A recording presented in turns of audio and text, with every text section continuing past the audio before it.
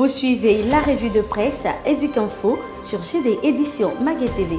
Dans l'actualité, action caritative, des kits scolaires remis aux veuves de Saïwa pour la scolarisation des orphelins. Ministère de l'enseignement technique, la relance des activités de production de l'usine Utexi avec la formation et l'insertion des jeunes. Pour terminer, nous vous parlerons de Djella de Maker Iti, c'est l'œuvre de la semaine. Restez avec nous.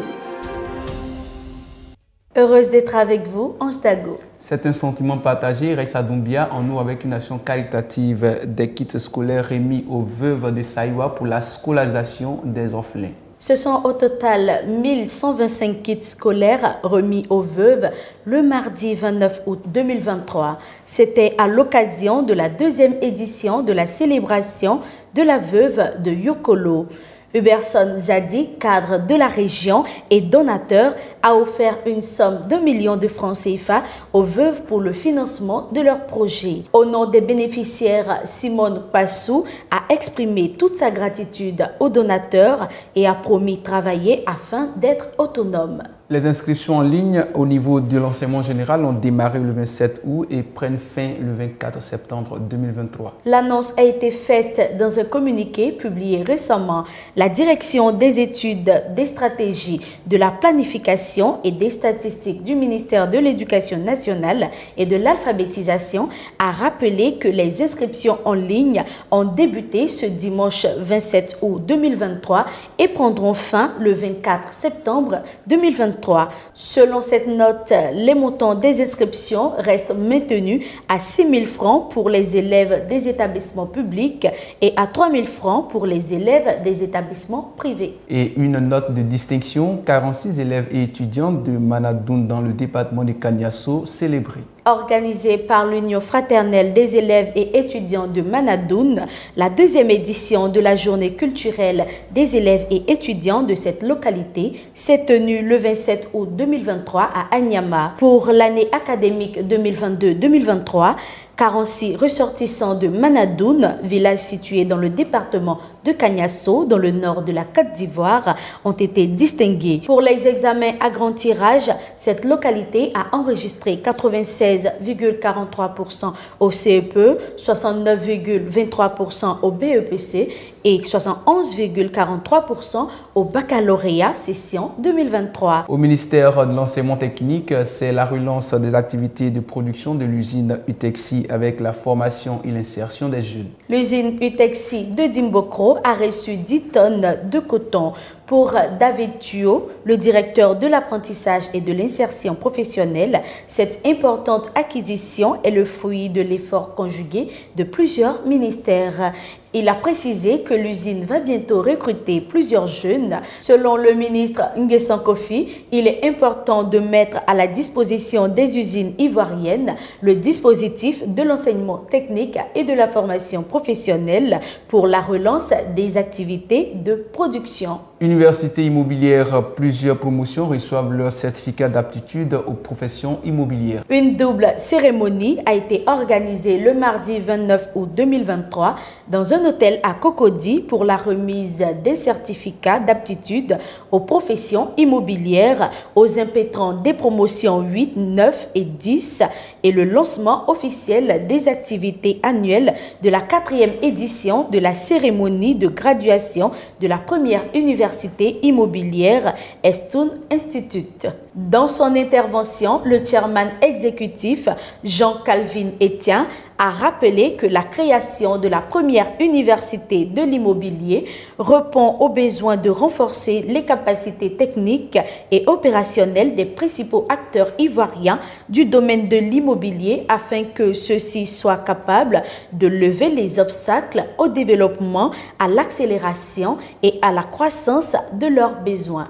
Bientôt, un modèle de restauration communautaire dans les collèges de proximité. Organisé par la direction de l'animation, de la promotion et de suivi de comités de gestion des établissements scolaires, l'atelier avait pour objectif de proposer un modèle efficace pour assurer des repas aux élèves des collèges de proximité. Selon les responsables, ce projet va s'édifier à partir de l'expérience de gestion des cantines scolaires au préscolaire préscolaire et au primaire. Selon Hervé Aka de la coordination des projets éducation-formation, la construction des écoles de proximité financées par le contrat de désendettement et de développement C2D n'est pas la finalité de la mission de son unité. Nous ouvrons à présent la page internationale.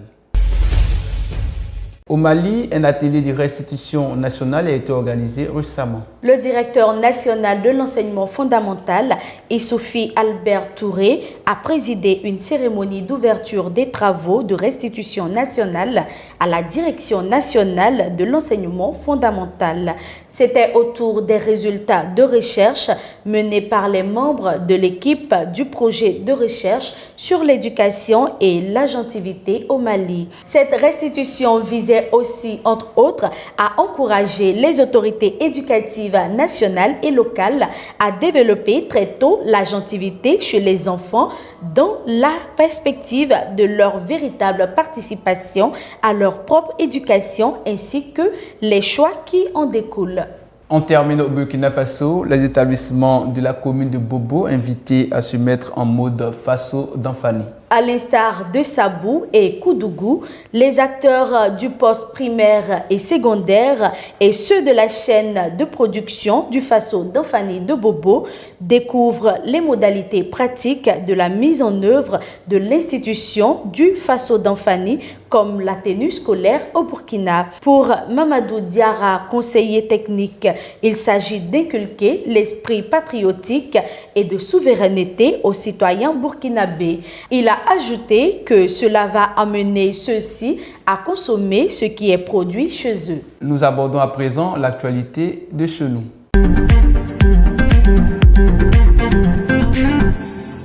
Action sociale JD Édition vient en aide à l'APFC Abidjan 3. Dans son souci de contribuer à l'amélioration des conditions de travail des acteurs de l'éducation en Côte d'Ivoire, la maison citoyenne JD Édition a offert 2 splits à l'antenne pédagogie et de la formation continue d'Abidjan 3 ce mercredi 30 août 2023. Le don a été réceptionné par Niamke Jean-Baptiste Atchekan, inspecteur pédagogique du préscolaire et du primaire. Jean Derbé, directeur général de JD Édition, a procédé lui-même à la remise au sein du siège de son entreprise. Le récipiendaire du jour s'est dit heureux de recevoir ces présents et a remercié le directeur général pour cette généreuse donation. Place à l'œuvre de la semaine. Raissa Doumbia, qu'est-ce que vous nous proposez aujourd'hui? Ange Dago, l'œuvre de la semaine, c'est Djella de Maker Eti. C'est un roman que vous devez absolument lire pour terminer la semaine en beauté. Et qu'est-ce que l'on peut retenir de cette œuvre? Djella, c'est un roman qui vulgarise les valeurs culturelles, artistiques et spirituelles de Côte d'Ivoire. Djella, c'est l'autre nom de Zaouli, choisi pour traduire l'histoire émouvante de l'alliance entre un chasseur et une femme génie. Une alliance fondée sur les sentiments sincères d'amour qui transcendent toutes les barrières naturelles et même surnaturelles pour élever l'idylle au sommet de son paroxysme.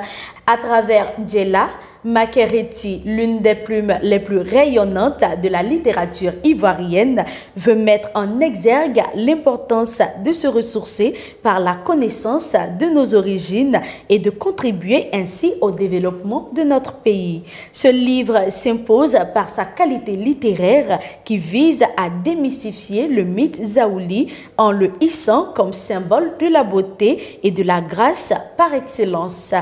La lecture de Djella, le pacte d'amour et de raison, vous laissera un goût culturel dense à travers un style narratif proche de la poésie par l'éclat des expressions employées. Ce roman est le 13e ouvrage de Maker Eti et cette œuvre est agréée par le ministère de l'Éducation nationale et est étudiée dans les classes de seconde. Excellent résumé, Raissa Doumbia. Est-ce que vous avez une citation pour nous?